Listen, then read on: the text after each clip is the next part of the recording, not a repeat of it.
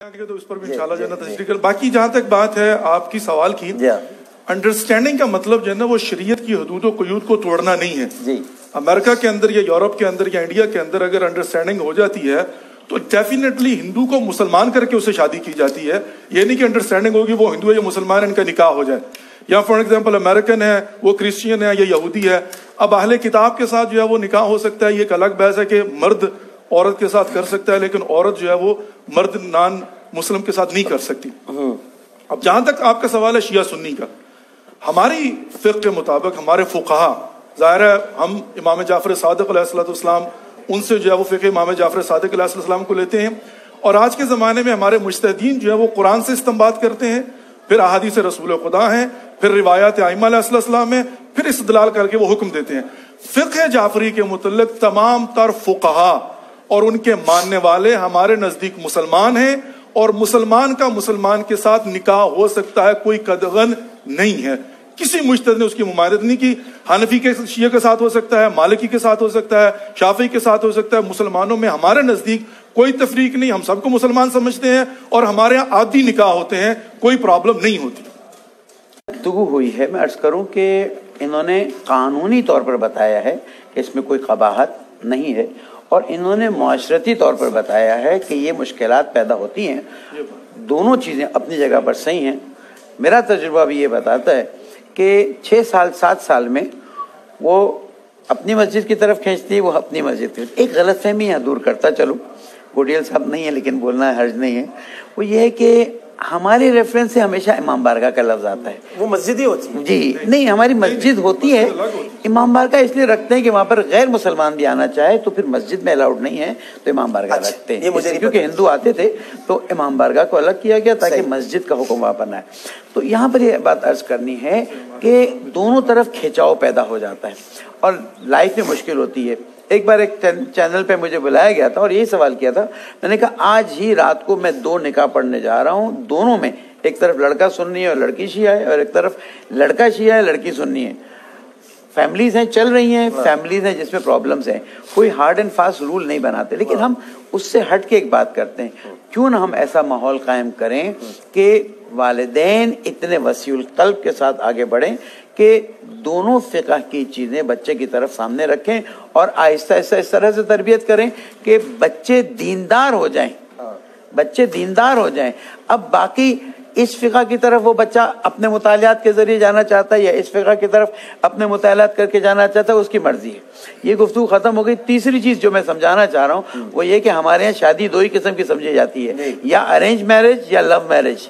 Sir एक तीसरी marriage भी है, वो ये है कि ऑफिस में काम करते हैं, समझ आया कि इसका अखलाक अच्छा है, वो अपने माँ बाप को जाके कहती है इससे मुझे शादी करनी है, वो अपने माँ बाप से कहता है इससे शादी करनी है।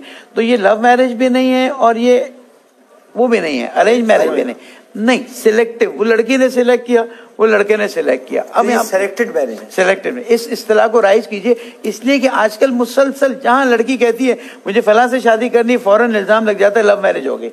अच्छा, फिर उसके बाद हम एक इलेक्टेड मैरिज भी कर लेंगे। वो आप कीजिएगा। तीसरी बात जनाब जरूरी है, ये तो दोस्ती की बात होगी ना, जहां शरीक हयात का इंतखाब हो। हमें तो फोन आते हैं ना ऐसे, अब मिजाह नहीं करना चाहता अभी, ठीक है मुहर्रम के अय्याम, लेकिन आप अपने 2 दिन के जोश के लिए मैं फला से शादी करना चाहता हूं, सवाल ये कि भाई वो खुल के कह देता हूं शिया है या नहीं है, नहीं मौलाना साहब मसलन फर्ज कीजिए कि किसी भी सेक्ट से हैं, अरे का एहतराम है, लेकिन जब इतना बड़ा फैसला करें तो मैं कहता हूं 10 बस्ता, मैं कहता हूं मजलिस में आके नारे हैदरी लगाते हो और जिंदगी के सबसे अहम फैसले में अली को भूल जाते हो। बात समझ नहीं, वो मिल के सलवात भेजते मोहम्मद व आले मोहम्मद पर, अल्लाह। ये क्या है भाई, हो रहा है हमारे माशरे में ऐसा, इसलिए बात कर रहा हूं। वो मौलाना साहब हम इस तरह से, क्योंकि मिक्स यूनिवर्सिटीज हैं और यूनिवर्सिटी में क्या सबसे बड़े कर तो फेसबुक है, उस वजह से रिलेशंस बन रहे हैं।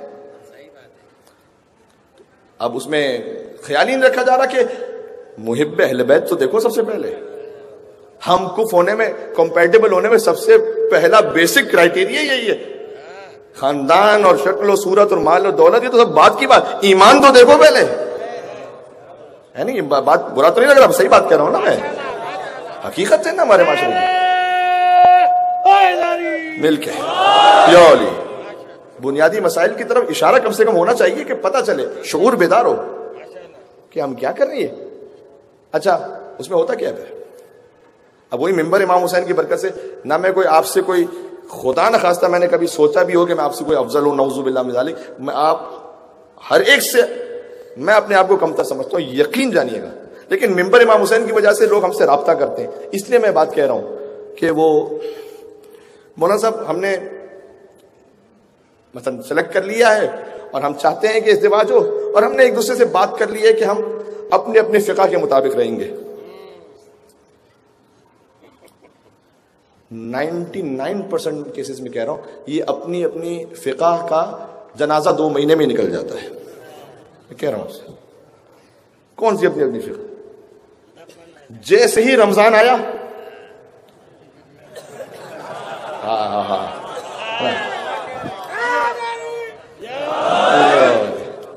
کیا کہنے آپ کے کہ میرے اشاروں کو سمجھتے ہیں آپ. ماشاء مل کے صلوات دیتے محمد و آل محمد پر.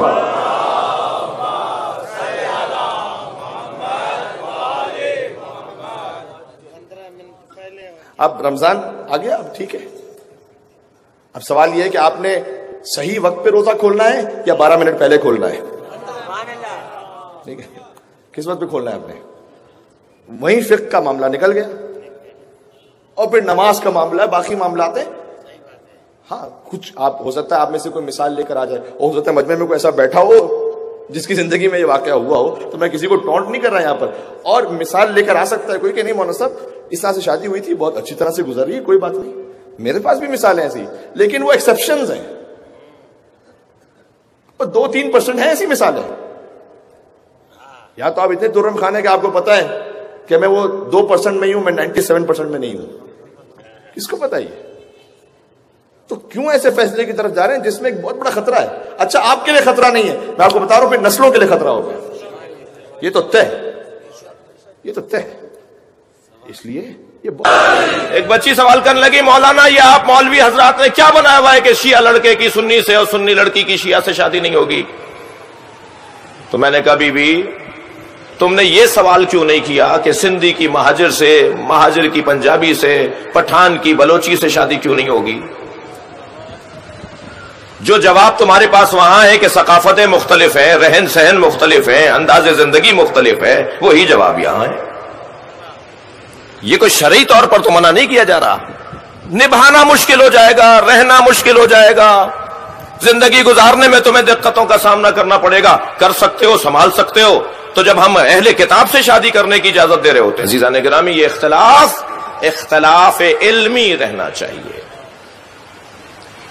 خودل برادران اہل سنت کے اندر بہت سارے نظریات بہت روشن ہیں جو ہم سے قریب تر ہیں، ہم ان سے بعض چیزوں میں قریب تر ہیں. اکثر چیزیں میں یہ بات اس لیے بھی کر رہا ہوں کہ اس وقت سعادت مندی ہے، بزرگ علماء کرام تشریف فرمائے، سیاست مداران تشریف فرمائے، مختلف جماعتوں، سیاسی جماعتوں کی شخصیات تشریف فرمائے، کراچی کے منتظم اعلیٰ تشریف فرمائے.